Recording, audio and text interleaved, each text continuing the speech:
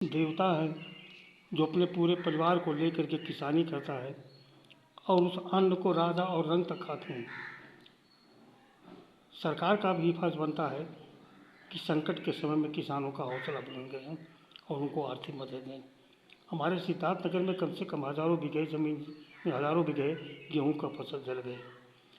सरकारी मशीनरी का मैं धन्यवाद देता हूँ जो रोकने का पूरा प्रयास इन लोगों ने किया और सफलता भी कहीं कहीं मिली और सफलता भी मिली। 1 एकड़ खेत में यानी 3 बीघे कच्चे में कम से कम 10,000 रुपये से खाद, बीज, तेल, जुताई, कटाई ये सब मिल करके ऊपर बढ़ जाता है।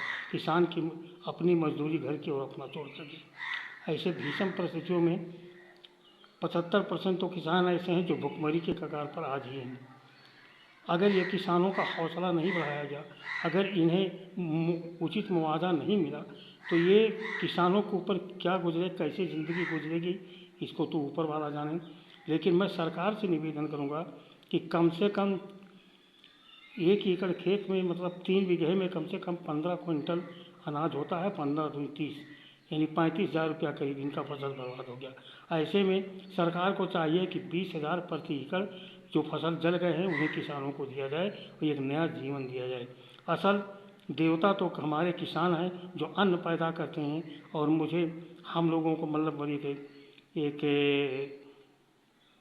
खाने पीने की एक सुविधा देते हैं। राजा हो या रंक हो, अन्न सब खाते हैं।